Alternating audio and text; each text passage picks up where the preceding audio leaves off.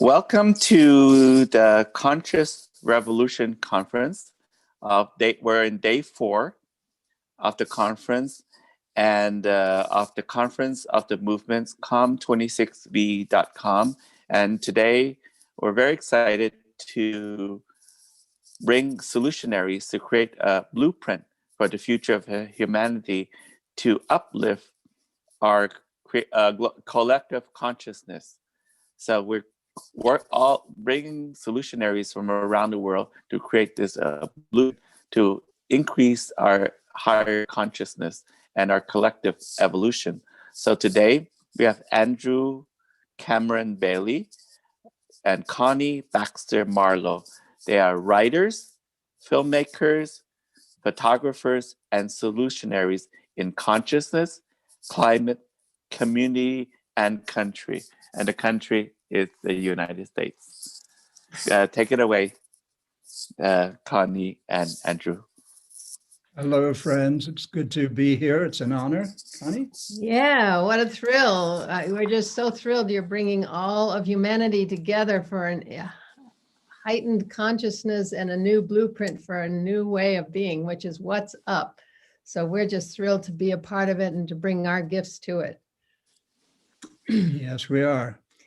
And what we're bringing today is Indigenous Cosmology and its role in the evolution of consciousness, and especially through the evolution of the American mind, spirit, and democracy.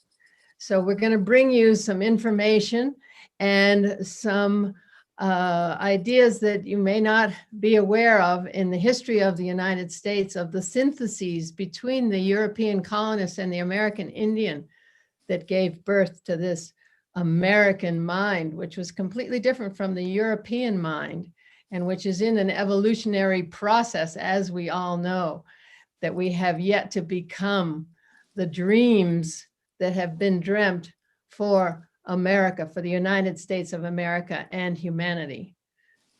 And Andrew is from South Africa. I'm actually British. I was born in England, but I was transplanted at the age of 3.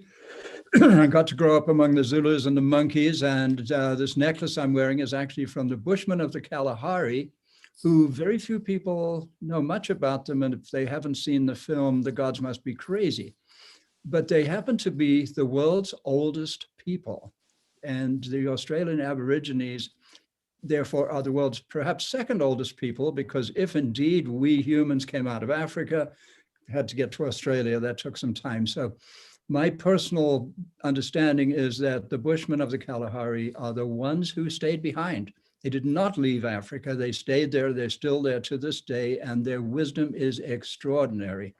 So point, our indigenous brothers and sisters have something to offer as we go forward on this planet, and we have tended to push their ideas and their visions aside. And we live in this extraordinary moment where here we are, finally paying attention. Yes, and a crisis has driven us there. The climate crisis has driven us to the indigenous peoples who are the caretakers of the earth. But they're way more than that. They're the bringers of cosmic cosmology. They're the bringers of what I consider clues to the true nature of the universe, which is what our work is in consciousness. It has to do with shifting out of the old scientific paradigm into a new paradigm that unified physics and whole worldview physics and many other cutting edge sciences are science, with scientists Nissim Harameen and Jude Currivan and many others are bringing proof for the Western mind that this expanded reality, the oneness and sacredness of all life, is in fact scientifically provable. So we're going to go through some information about the founding of the United States and the Native American worldview and the evolution of consciousness as we see it. So my information and experiences have been with visionary Native elders of the Americas for decades. And so let's proceed on our little talk here.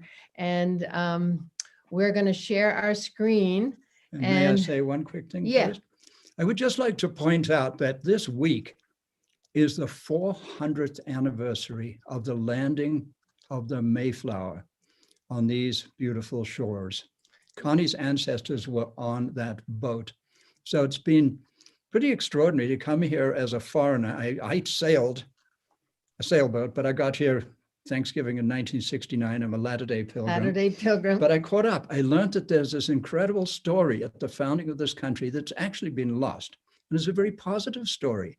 It's an intercultural relationship story that's remarkably beautiful and positive. I just wanted to say that this is the 400th anniversary of that extraordinary moment in human history, and certainly in English history. I'm an Englishman, and in the earliest of American stories. And this is the 12th of November on November 11th, 1620, yesterday. There was the signing of the Mayflower Compact, and we'll go into that in this talk. But this is an auspicious time, 400 years, and time to shift our understanding into knowing and realizing that there were syntheses that occurred between the Native American and European colonists. And we want to say that we're looking at now the third great synthesis. There have been two in our past. So let's proceed, and we'll just give you a little cram course. You're going to share the screen? Yeah. So I got to share the screen. We have a PowerPoint presentation here. Let's see if we can get the screen to share. Yeah. There it is. Here it is. Okay. So here we go. And this is the third great synthesis, Indigenous Cosmology and the Evolution of Consciousness. Because this nation is, in fact, it brought people from all over the world. All cultures, all religions are here in this nation. And this nation is going through a huge purging now of our shadow, of our habits of differences and separation and scarcity. All those systems that were founded on those concepts are crumbling now, and our shadow of all that thinking that we have had in our hearts and minds, more our minds than our hearts, is being cleansed out now in our behaviors and what's going on. That's our perspective anyway. And so what we are going to do is proceed with the Hopi prophecy that says, when the birds fall from the sky and the animals are dying, a new tribe of people shall come unto earth from many colors, classes, and creeds, who by their actions and deeds shall make the earth green again. They will be known as the warriors of the rainbow. And this third great synthesis we're talking about is that when we come together as equals, as family, with the indigenous peoples of the world and all people, and we each open our hearts and our minds to the other, the melding of our gifts will bring a new perspective that is invisible at this time. This new perspective will allow us to see the path to true unity, peace, and freedom. So that's been my perspective for 30 years, ever since I came in contact with Indigenous Cosmology and what I saw to be the clues to the true nature of the universe. Once we align with the true nature of the universe, we will come into balance. And fortunately, science is, as I said, science is bringing us there. So first we want to explore the indigenous worldview. And I got this from a paper written by a Native person. And I'm trying to remember, it was so long ago. I don't actually have. Who was that? Yeah, okay. Anyway, it was long ago. I've been carrying this for so long. So the indigenous worldview brings a respect and reverence for all of life, and interrelatedness of all things and actions. It brings in the co-creative power of thought. And if you listen to unified physics and these new sciences, you'll see how powerful our thinking is. Concern for future aspects of present action, living in balance, concern for the common good. And trust in a higher power, the incorporation of metaphysical into physical reality, equality of all aspects of life, sharing, cooperation. And guess what? It's all love. And here we've got Wallace Black Elk speaking about the fact that it's all love. Today, we are honored to have with us Black Elk. Don't do that. What did he There's do? no point in switching it off. Oh, You to each and everyone here and in the television world. And it's about time we all come to focus our mind universally, because I speak from the universe of minds. And the way we're born with love, kindness, generosity, and giving. So we're born with love.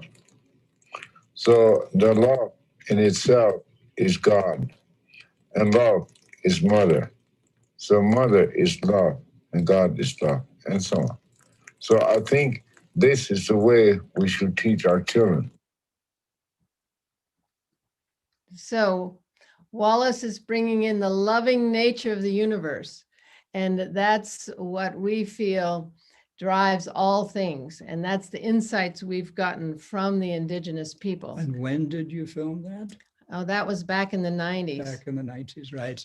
Connie's been up to this for a while. Been up to it for a while. And that was me and Sally Ranney interviewing Wallace. And Grandfather Wallace. Yeah, Grandfather Wallace. Who I never met. He passed away in 2005. And one of my regrets is I never did get to meet this amazing man, but I've learned a lot about him. Yeah, so what we want to address is the fact that the true American dream is humanity's birthright. And once we recognize the role of the American Indian in the evolution of the United States of America, the dream for humanity carried to these shores by the early settlers of New England and Virginia will be realized, that we lead the world as exemplars in liberty, justice, and equality and abundance. Until that time, the United States, like a three-legged stool missing one of its legs, is out of balance without the Native American at the table. And what I wanted to do was talk a little bit more about the American dreams, the dreams that have Dreams been plural, right? the dreams multiple plural. dreams. And I'm just going to speak a little on that. We can start with the dream of the first peoples of the portion of Turtle Island we call North America. Deep in their knowledge and way of life is the vision of humanity living in alignment with the original instructions from the Creator, which are synonymous with the universal laws that govern all of creation. This includes all beings, animate and inanimate, which have a spirit and divine purpose. This means walking in balance, honoring the sacredness and oneness that is our essence. To achieve access to these instructions, they would go out on the hill and cry for a dream, and then would inspire the tribe to act according to the dream received. This dream would inspire the tribe to act accordingly. And then came the dream of my ancestors, the Mayflower Pilgrims, who recognized the divine speaking through the Bible, including that humanity, indicating that humanity was to relate directly to God without the intermediary of the priests and the hierarchy of the church. They defied their king who was also the head of the Church of England, committing treason in doing so. They escaped and journeyed to this land called America, and 400 years ago today, drafted and signed a compact binding them together in a civil body politic to enact equal and just laws serving the common good. Several months after landing on these shores, they encountered a people who shared this vision of divine guidance and participatory democracy, and signed a mutual protection treaty on their first meeting in the spring of 1621, and lived in peace and friendship with them for 54 years. The resulting intercultural exchange gave birth to the American mind, spirit, and democracy. This underlying spiritual alignment with the divine was to infuse the leaders of the 13 American colonies with a trust in providence as they crafted a declaration and a constitution with principles that, with the influence of the great law of the Iroquois Confederacy, were to become the guiding documents of the nation known as the United States of America. So we've had many dreams, and I'm sure that all people listening have dreams for what this country could be and will be. Martin Luther King had a dream. Martin Luther King Yeah, had so a dream. The American dreams just keep on coming. And, you know, what is our dream right now, this day? Yeah. It's an interesting question. Right now in these times. And once we understand the power of our thinking, the power of our thought with what quantum science has brought, we know we can influence the outcome and the behaviors of the collective as we move into a higher way of seeing and being. So this promise of the US of A, answering that call of that promise of those dreams, issuing the call to make it a reality, it's really totally up to us, you and me, all of us. US? Us, the US. So the American dream is our birthright, and we are going to manifest that. That's what's happening with this conference, is setting a blueprint so that we actualize liberty, justice, equality, and abundance for all. So let's see. So I think I'm going up. I'm going the wrong. I'm like, oh my God, what's going on here? Yeah, I'm the one who's from down under. You're supposed to know which way's up. So here we have the third great synthesis, Humanity 2.0, an evolutionary leap. Okay, so we, I keep going the wrong way. Sorry about that. There is no wrong way, but There is no wrong way, exactly. So we're going to go into just a bit of history that I just touched on, and that is the spiritual alignment of the founding of this country, that it was based on a God-based, creator-based, provident-based paradigm. Creator-based with the Native Americans, God-based with the Mayflower Pilgrims, and providence-based with the founders of the nation. And if you look at the founding documents, the writings of the founders of this country, the 1787 founders, you'll find that they totally turned themselves over to providence. They did what they could and then let providence proceed.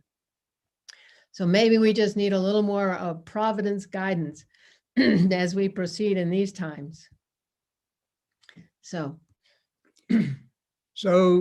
a major part of the story begins back in England in the year 1606. In fact, the story really started at Cambridge University in the late 1500s and the 1580s.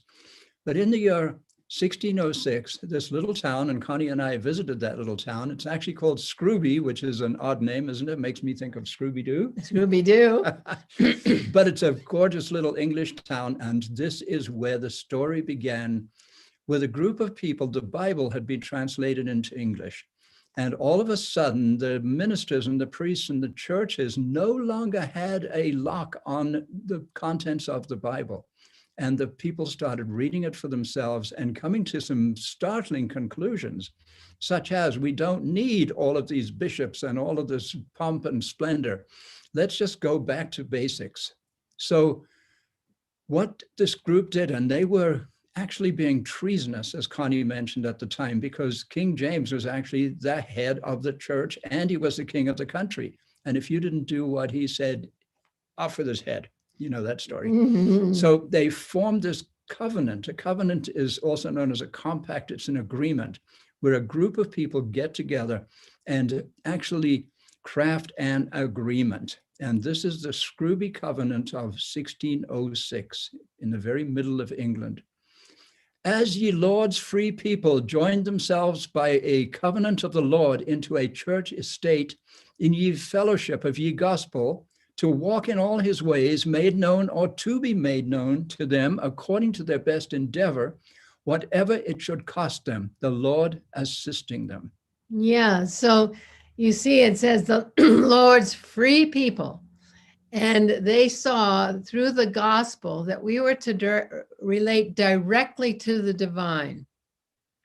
So they said, no more Church of England. And they walked, and what they're saying is all his ways made known or to be made known. And according to their best endeavor, whatever it should cost them, the Lord assisting them. They knew that they had more to learn, that there was a world out there, more to come to them. So it's not surprising that they came in contact with the Native Americans who were spiritually aligned and opened their hearts and minds to the Native people. And what we have here is the birth of the American mind, what we're calling the first great synthesis. And they signed the Mayflower Compact, as I mentioned, in November of 1620, yesterday, November 400 11th. years ago yesterday, Yeah. Not quite yesterday. Not quite yesterday, 400 years ago. Right. And then in 1621, in March of 1621, after a hellacious winter, They lost half their people, died that first winter, and they did not meet the Native Americans until the spring, which is interesting. That's not the way it is currently believed, but that Right. in fact is the truth. right, they met their first Native American in the spring of 1621 and signed a peace treaty, a mutual protection treaty that lasted 54 years. And in 1621, they also held what we're calling the first Thanksgiving. It was a 3-day harvest celebration between these cultures who had lost so much just prior to this celebration. We're just thinking of in terms of the grief that these people were feeling. Well, let's make it clear that the Native people had just gone through a pandemic, literally a pandemic of a disease that is being thought to be smallpox. It was not. It was, in fact, the plague. And that's a whole long story in its own right. I've actually written a big fat book on the subject, so we can get there at some other time. But the fact is that the Native people were in a state of extreme grief. And the Pilgrims, too, had just lost. Imagine, there's 102 of you, and now there's 51 left, including Connie's actual direct ancestors, with one exception, died that first winter. So I can't help just empathizing with and imagining the grief of these two groups of people who came together. And I believe they found comfort. They found safety with each other on the one hand, but they also found comfort and they found friendship. It's an extraordinary story. It is the gem at the founding of this country that's pretty much unknown.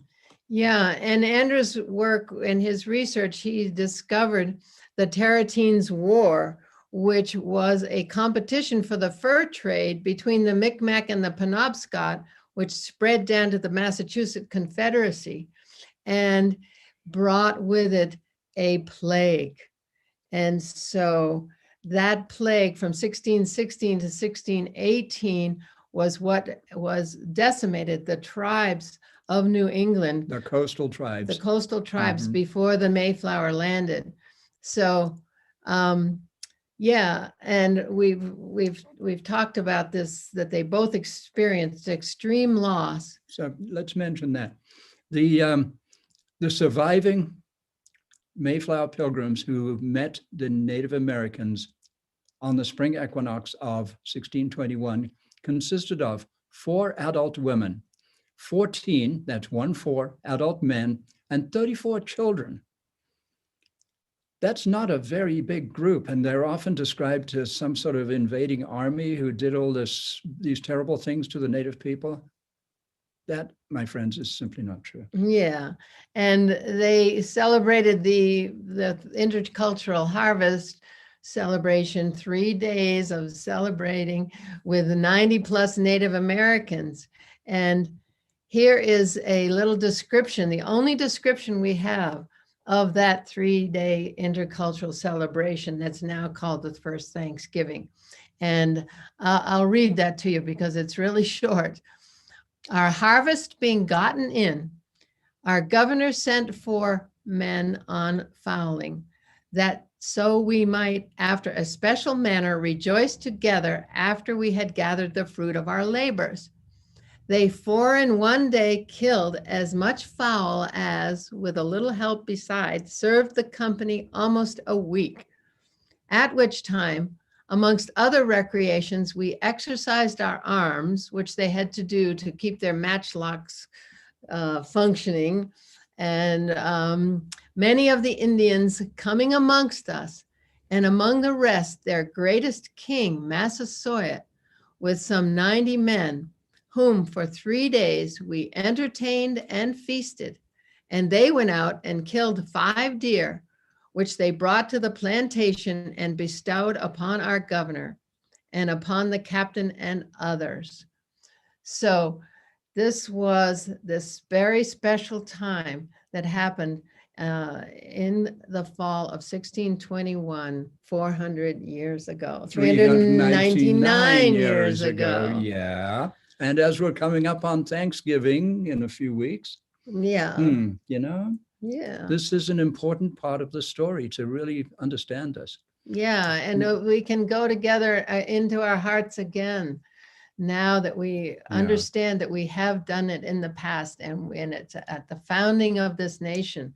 So in case you think we're making this stuff up, and in case you think it's all coming from white folks, here is a colleague of ours. Her name is Betty Booth Donahue. She's a Cherokee linguist, and she's the author of an incredible book called Bradford's Indian Book. I thought I'd mention that. Yeah, and this book shows the influence of the Native Americans on Governor Bradford's his of Plymouth Plantation, which is known as the first literary piece written in the first America. Literary work that was published in this country. Yeah, in American literature. And here's what Betty has to say. 3 little extracts there. Yeah. Yeah. She says, natives and pilgrims were as much alike as they were different. Both groups were highly religious, and they understood the power of the spoken word. The pilgrims did not arrive with the idea of taking land from the natives. They wanted to buy it, and did.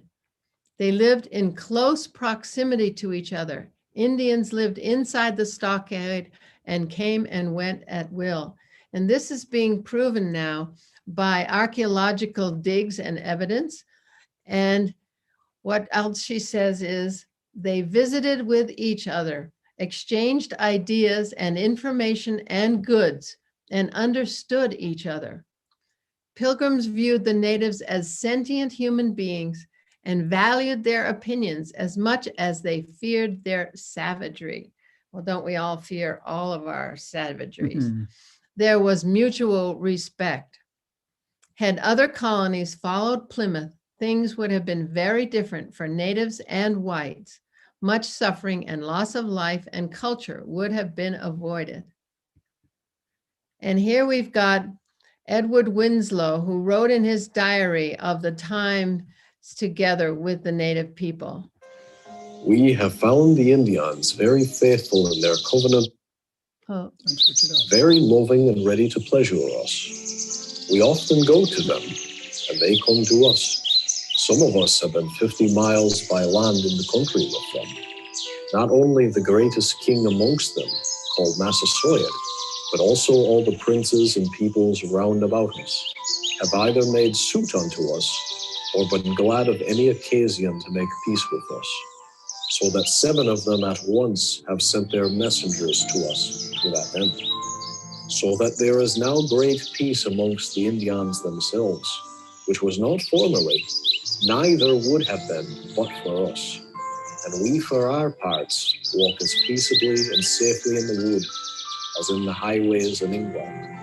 We entertain them familiarly in our houses, and they as friendly bestowing their venison on us.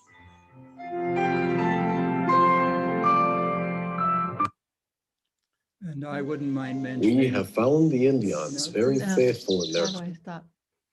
Okay. Yeah, go I ahead. wanted to mention that we actually made, this is part of a film we made called Seeds of Freedom, a Vision for America that David Cam mentioned as he was introducing to us at the beginning. And that's a little, I love watching that. It's really fun. Yeah. Yeah.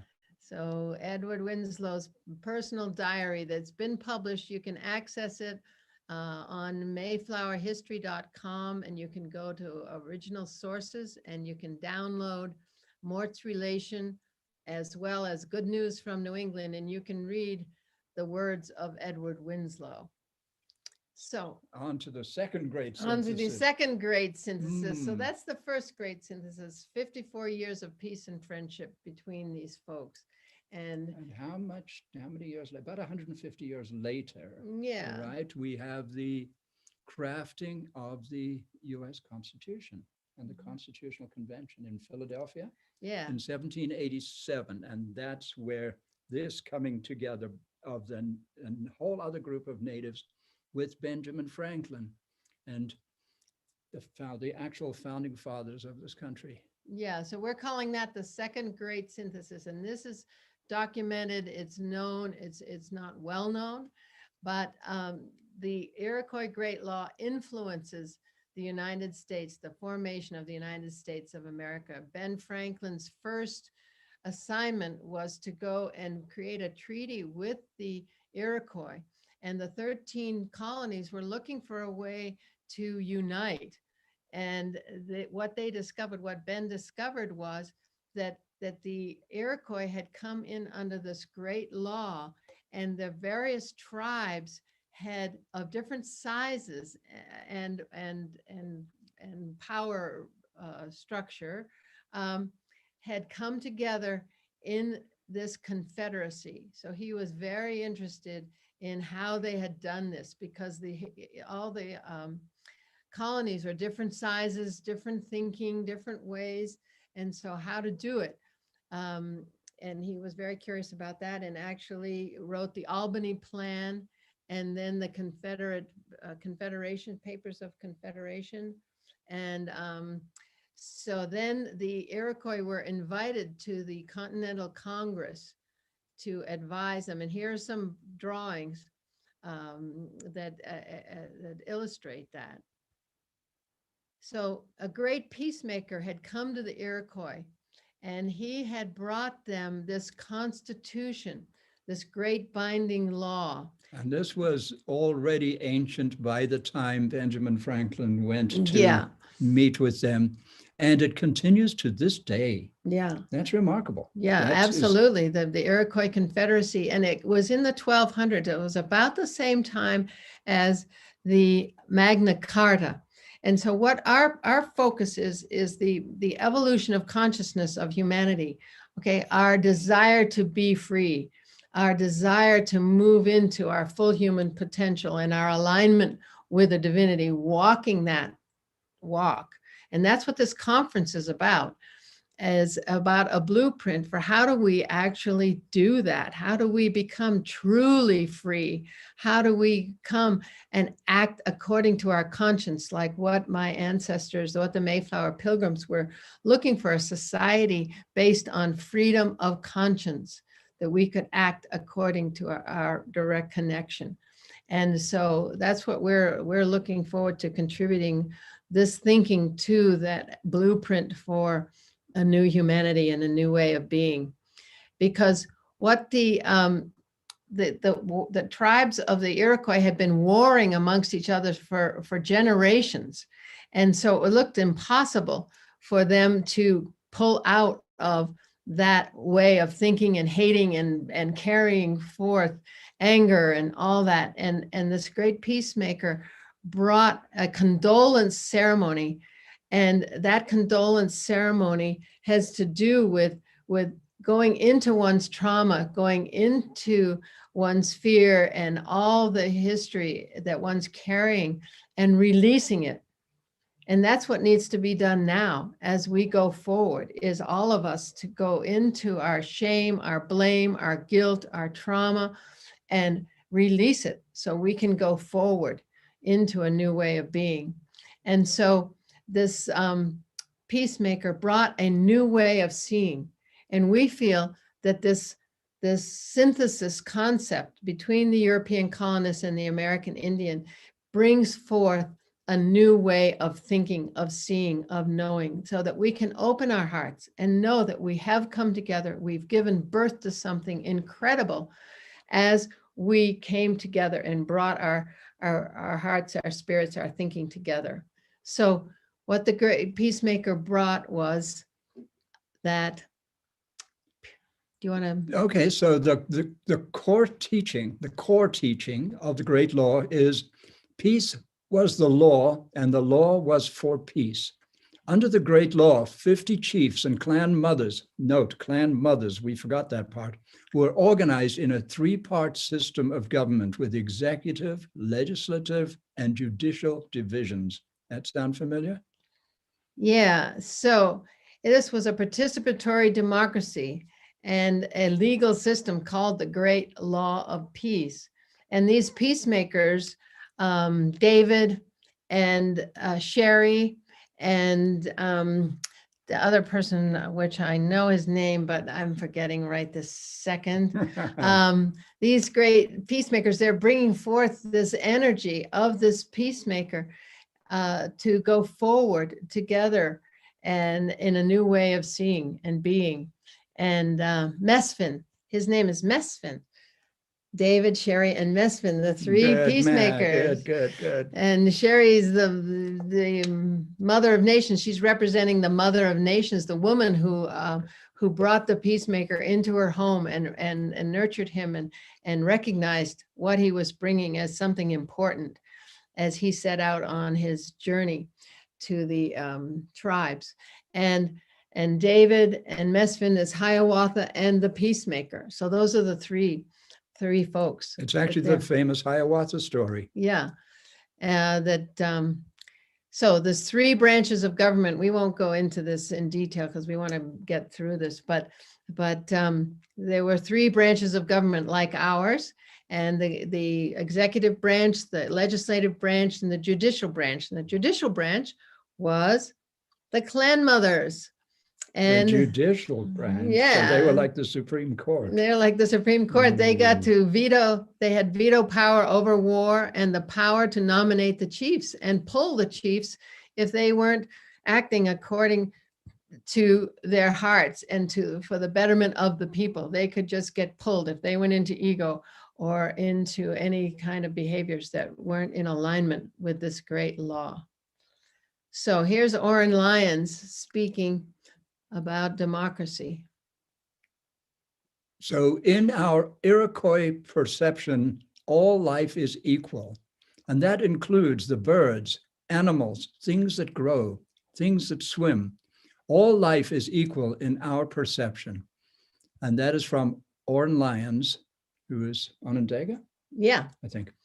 And so here we're going to get into the evolutionary leap in consciousness. So yeah, we just did that story, and we're just moving right along. Well, that's some background. Now we're going to go big picture, right? We're going to zoom way out into, we've looked at this little thing that happened on this little planet, and yet it was a very big thing on a planet that may yet have something to offer the entire universe.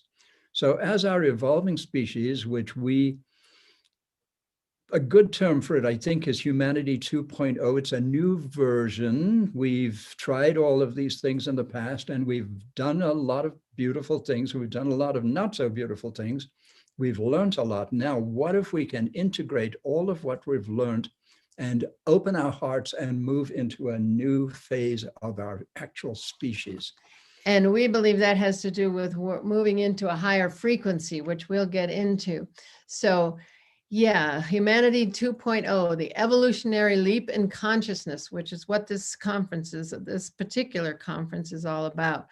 And so we feel that the fully evolved human manifests the best features of all previous cultures. We are part of nature, not above it, aware of the scientific perspective, yet not ruled by it, tuned into a higher reality, yet fully present in the world. And a synthesis occurs, which brings forth something that has never been on the planet before.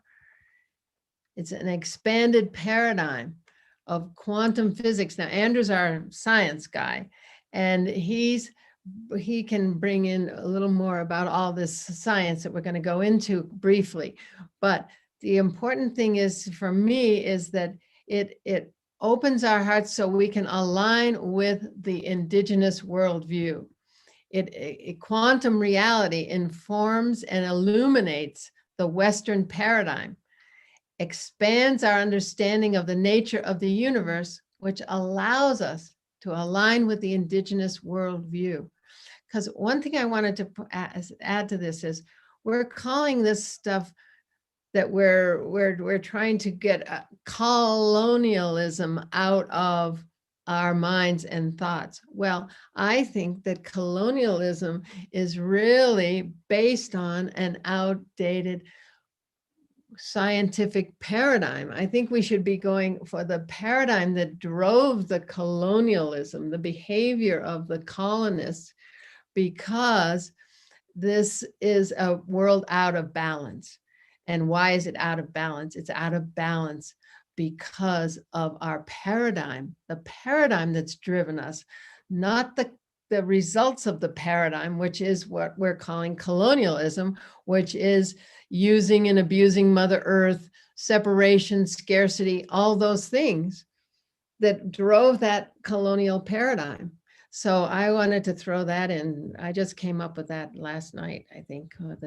So we have in quantum science, and we're going to quickly go through this. So what does quantum science, quantum physics have to do with consciousness, with the human experience? So two things come to mind. One of them is this phenomenon called quantum entanglement, which means that everything, the word they use is entangled. Everything is entangled, connected, intimately, permanently connected with every other thing. Every electron in this universe is connected with every other electron. My consciousness is connected with your consciousness and your consciousness.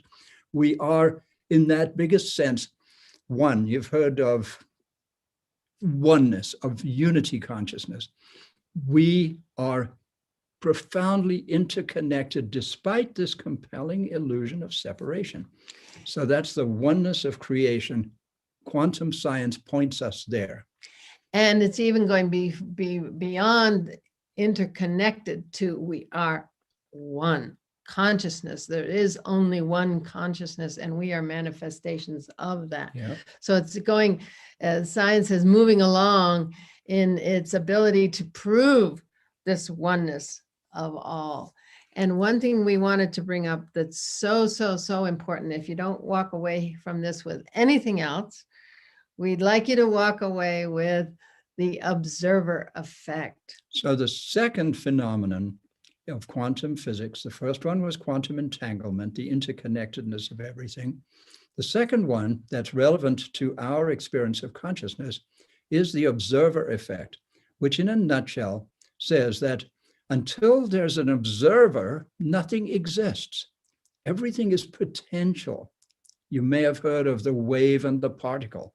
So these waves of potential are proceeding through space and time forever, and nothing gels into this current reality until something observes it.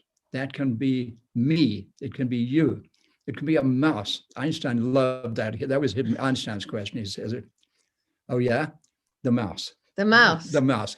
Or even a machine. This is what's interesting, is if we're observing it using human created measuring devices, those are simply machines, but they also have the same effect. Wow. So once there's an observer, we now have that. This is how reality comes into being. This is wild. I mean, when this first came up, you know, scientists were throwing their arms up in despair and saying, good heavens, this makes no sense at all. It's fascinating. But guess what? It gives us power. Mm. Once we understand our power of creating reality, that we created this whole thing with our consciousness and with our attention, where we put our attention. And we have a book that we'll talk about, but we say we create reality with the power of our consciousness. And there are 7 aspects of our consciousness that relate to this observer effect, because it has to do with vibration and frequency. It's pure physics, because we live in a conscious universe. And not just a conscious universe. But a conscious loving universe. And not just a conscious loving universe. But a conscious loving abundant universe. There, we said it. We said it. So here it is, the conscious loving universe. This extraordinary phenomenon of which we are a part. And it's all vibration, which is just energy. We are simply energy, and that energy can come together into form, and form is what we are. I'm here in this body, Connie's here in this body, you're here in that body, and we think we're separate, but it's just this we know that doesn't last forever. This is the sort of temporary agreement among these particles to come together and stay in this form. Yeah, and remember what Wallace Black Elk said. The mother and the father are love. It's all love. So we are love incarnate. Okay, yeah. What do you think of that? I love it. Love it, love it. And so here we go. We can choose our frequency. So here's the question, as conscious beings, what does that mean? Like, how do we come to understand this incredible gift, this power that we have been given, that we are? So we're this, I am a vibrating electromagnetic being, and I have powers, superpowers. For example, I can choose my frequency. And this is to do with feelings and emotions. On the one hand, there's this whole sliding scale of frequency. At the highest frequency, I'm in this state of joy and beauty and bliss. At the lowest scale on that spectrum, I'm at some sort of state of despair, of fear. It's all about the difference between fear on the lower hand and trust at the highest level. Yeah, and guess what? The laws in the different frequencies are different. We are bringing that to the party, that the laws are expanded in the different frequencies as you go up in frequency. And Nassim Haramein was just speaking about this recently, that as you go up in frequency, you actually access more information. And they're finding that information is the energy of the universe and the black holes and all that. So we need to catch up a little with our PowerPoint and bring that stuff in, because it's so cool that this is breaking news, folks. Now, unless you think we are making this stuff up, here is a 150-year-old piece of writing by one of America's greatest philosophers and ecologists. Ecologist, ethnologist. He studied the Native Americans, and he famously, his name is Henry David Thoreau, and he famously did a retreat for 2 years and 2 days and 2 months and 2 days in a little cabin on Walden Pond in present-day Massachusetts. And when he emerged from his retreat, he said this. He said, I learned this, at least by my experiment, that if one advances confidently in the direction of his dreams and endeavors to live the life which he has imagined, he will meet with a success unexpected in common hours. He will put some things behind, will pass an invisible boundary. New, universal, and more liberal laws will begin to establish themselves around and within him, or the old laws will be expanded and interpreted in his favor in a more liberal sense, and he will live with the license of a higher order of beings. Okay, folks. So we didn't make this stuff up. We didn't make this stuff up. That's kind of a summary of everything we're talking about. Yeah, old Henry, he was a mystic, and he saw what the native people could see, and he studied them because he wanted to know what their experiences were, and he experienced the oneness of all creation. And he got this, that when we trust, when we walk in confidence, we will pass a boundary and we will have more liberal laws establishing themselves around and within us, or the old laws will be expanded and interpreted in our favor in a more liberal sense. And we can live with the license of a higher order of beings. So that's what this conference is about. How do we get there? Well, guess what? We have to trust. We have to come together in trust. And here's Wallace Black Elk, who is going to talk a little about that. So, grandfather, it is the doubt that has created the reality that we live in now, and it has we're unable to understand other realities that and the knowings that you have about the real nature of the universe. It's this doubt that has been the problem from the beginning. Yes, it was told that pollution begins in the mind. For having a doubt against a creature, so first, second, or third, that doubt will visit you. So we're in the third generation, and so we could see that doubt is here. So that doubt goes around in the universe of mind. Then what it does, it casts shadow of fear. So everything turned wild.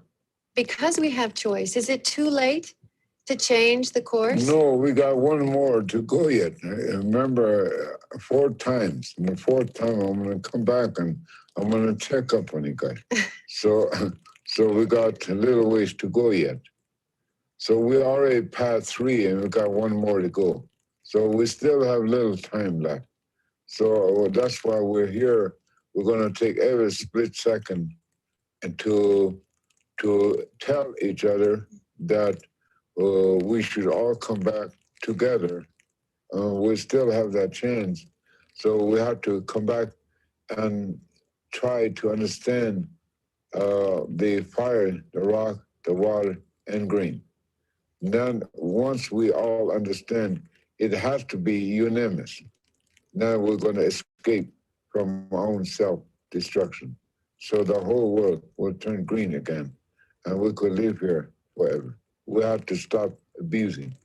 Then for doing so, they say if we put that fire back, they say as soon as you touch the earth, there'll be a flash of light and canopy the whole universe, and all the sickness that are incurable would be destroyed, not people. And even our dead will resurrect from death. So it will be total victory. So it is possible that we could regain what we lost. This is the way we were told. Every step you take is a prayer.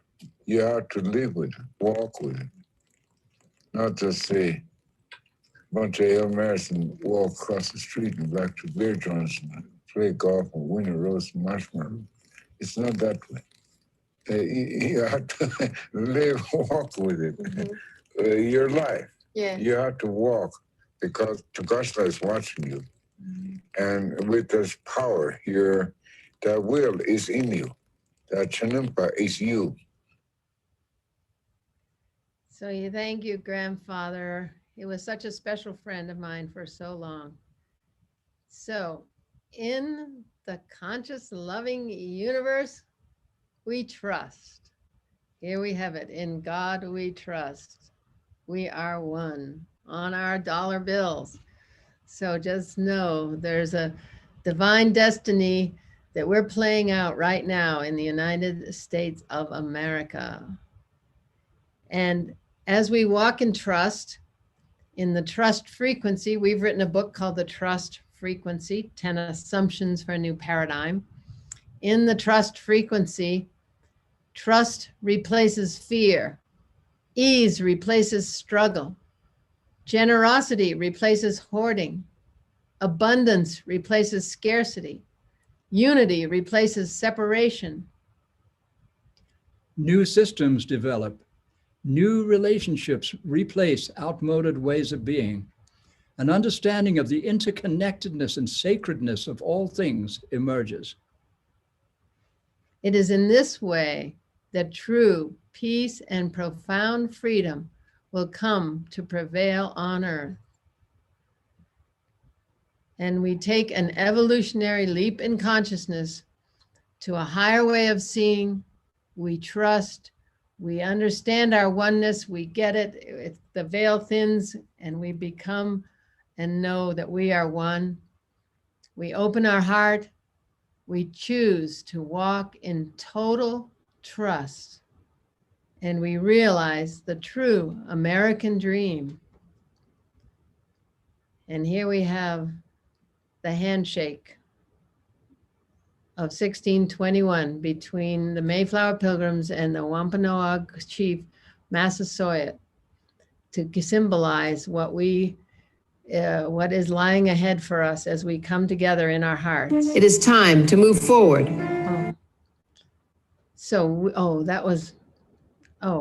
Actually, that's me saying something. There's a video. Do you want to do that? Yeah, why not? Then let's see, because we're almost at the end. Here we go. It is time to move forward. It is time to take the inspiration of the intercultural syntheses of the first 50 years of peace and friendship modeled by Plymouth Colony and the melding of the great law of the Iroquois into the Constitution to the next level. It is time to respect, honor, and understand the American Indian point of view and way of life. It is time to welcome the visionary Indian to the table through an open-hearted and open-minded invitation to sit in council together and explore how we are going to realize the principles and ideals so treasured by the founders of this nation, the American Indian, and by all people who dream of bringing universal liberty, equality, and justice from the realm of possibility into actualization. It is time for a third great synthesis.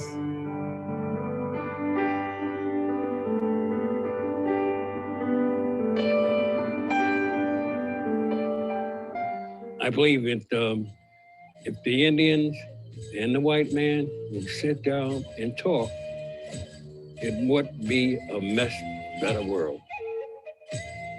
It has to come from the heart, from the spirit, from the mind of people of conscience. There's only one creator, which is leading us all. And that's what makes us all one. When that reconciliation catches fire, it will jump the oceans. We do have to take care of Mother Earth and clean up our ways and respect one another and love one another. It's all it takes. See the day, because it starts with you and it starts with me, and it has begun this moment, and nothing will stop it, because this sacred spirit fire wants to heal the entire human race, and it shall be done. And it shall be done. So be We it. are one, 2020. And we'll just close with a little quote from our Aborigine friends. We are all visitors to this time, this place. We are just passing through. Our purpose here is to observe, to learn, to grow to love, and We return home. then to return home. And then our last with the Bushmen of the Kalahari. And remember, I'm wearing this, which I bought from these folks in the Kalahari. And I'm wearing a heart made from the quahog shell, All right. honoring our indigenous people, our Wampanoag and Iroquois and East Coast Native people who used the quahog for their wampum belts and all their, which held their visions and communications. So here's a message to you from the Bushmen of the Kalahari. Open your heart to others. When you do so, you will feel our spirit.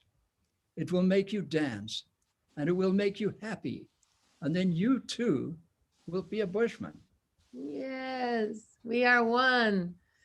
So it is the beginning of... It's not the end, it's the beginning. It's the beginning of what these three peacemakers are dreaming of for the future of humanity as we create a new blueprint for a new way of being. And we're just so grateful to be here. And we truly trust that some of these words we've just shared with you will contribute to that, contribute to your personal growth, your heart, your understanding, and to the big picture as we, the people, evolve into our next phase of evolution. Yes, so thank you so much. It's great being here. And we hope that we've given you some insights, a new way of seeing and being and thinking, so we can lift up like the Hiawatha condolence ceremony that the peacemaker brought. May we all release our trauma, experience it and release it, and let's go forward together in our hearts to a new way of being. In a higher frequency where there's more abundance, balance, beauty, joy than we can fathom. We can't even fathom it. We've just got to let it come in and act accordingly in total trust together. Thank you, Connie and Andrew, for the beautiful sharing that you gave. And I'm very happy to hear about it. What you presented is because the new frequency, what you said, is exactly the blueprint that we're creating. So it is in total alignment. The blueprint itself is just a physical manifestation of the frequency. It is not, it's not the frequency itself, it's a guidance to manifest the frequency.